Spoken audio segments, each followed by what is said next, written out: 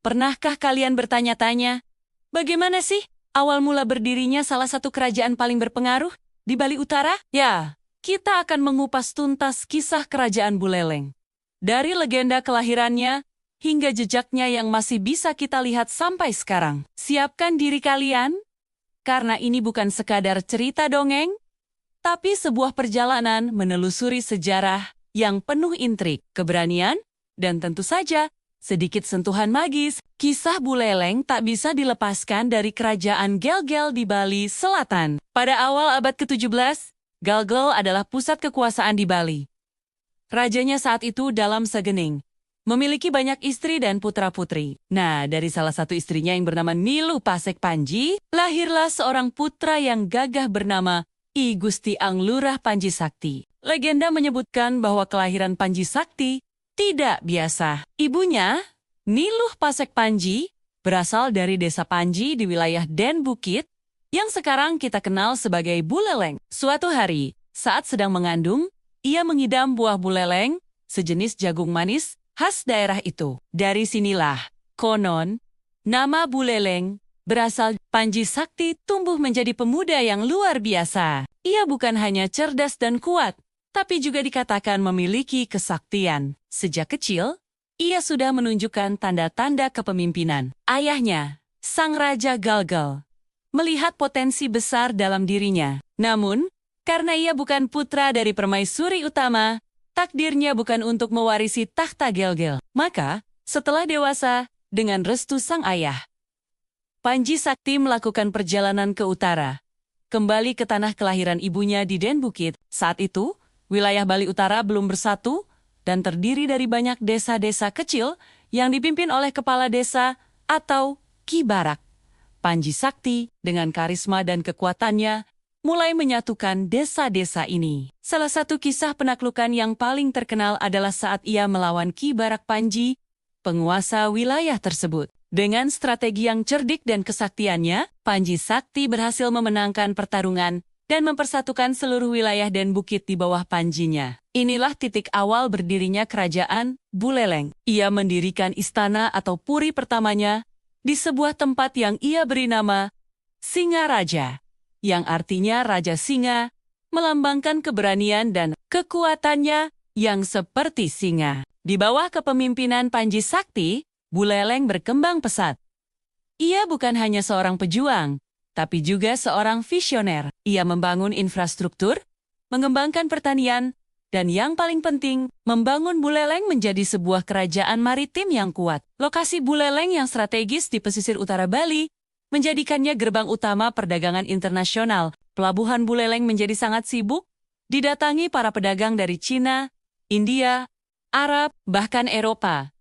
Kejayaan Buleleng terus berlanjut. Panji Sakti bahkan berhasil memperluas kekuasaannya hingga ke Blambangan di Jawa Timur.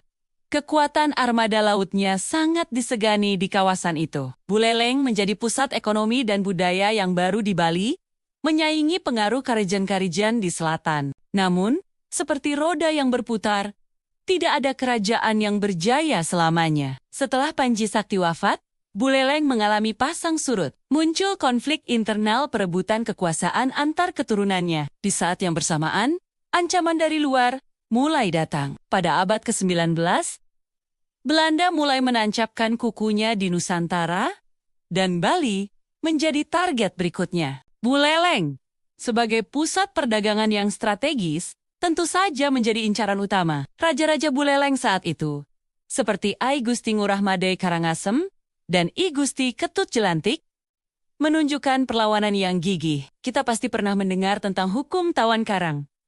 Ini adalah hukum adat Bali yang menyatakan bahwa setiap kapal yang karam di perairan Bali, beserta seluruh isinya, menjadi hak milik raja setempat. Belanda menggunakan hukum ini sebagai alasan untuk menyerang Bali.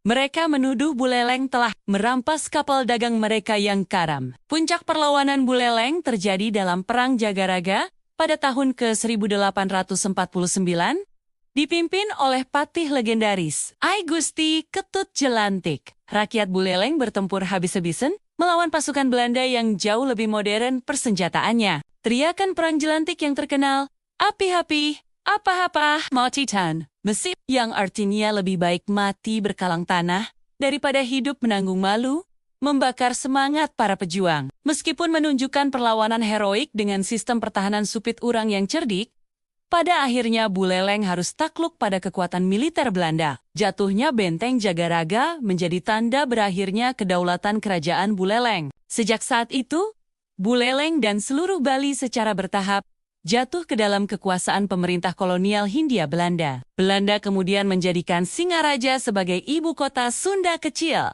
yang meliputi Bali, Lombok, dan sekitarnya. Inilah mengapa hingga kini kita masih bisa melihat banyak bangunan peninggalan arsitektur kolonial di Singaraja, seperti kenter-kenter pemerintahan tua, jembatan, dan pelabuhan yang menjadi saksi bisu masa lalu. Lalu, apa yang tersisa dari kerajaan Buleleng saat ini? Sangat banyak. Meskipun secara politis kerajaan ini sudah tidak berkuasa, semangat dan warisannya hidup abadi. Keturunan Raja Buleleng masih ada hingga kini dan tinggal di Puri Agung Buleleng, menjaga tradisi dan adat istiadat leluhur. Kota Singaraja, Sang Raja Singa, kini menjadi ibu kota Kabupaten Buleleng. Jejak-jejak sejarah seperti Pelabuhan Tua Buleleng, Pura Medue Karang, yang dibangun untuk para pelaut. Dan tentu saja, Puri Agung Buleleng menjadi destinasi wisata sejarah yang menarik. Seni dan budayanya pun memiliki ciri khas tersendiri. Seperti gamelan gong kebiar yang konon lahir dan berkembang pesat di Buleleng, kisah kerajaan Buleleng adalah cerminan dari semangat pantang menyerah, visi maritim yang luar biasa, dan perjuangan mempertahankan harga diri. Dari legenda kelahiran Panji Sakti hingga perlawanan heroik Patih Jelantik, Buleleng telah mengukir namanya dengan tinta emas dalam sejarah Bali dan Indonesia. Jadi, saat kalian berkunjung ke Bali Utara dan melihat hamparan laut biru yang tenang, ingatlah bahwa di bawah ketenangan itu tersimpan riak-riak sejarah sebuah kerajaan maritim besar yang pernah berjaya. Terima kasih sudah menyimak perjalanan kita menelusuri jejak kerajaan Buleleng. Semoga cerita ini menambah wawasan dan kecintaan kita pada sejarah bangsa. Jangan lupa untuk like, komen, dan subscribe agar tidak ketinggalan cerita-cerita menarik lainnya dari kami. Sampai jumpa di video berikutnya.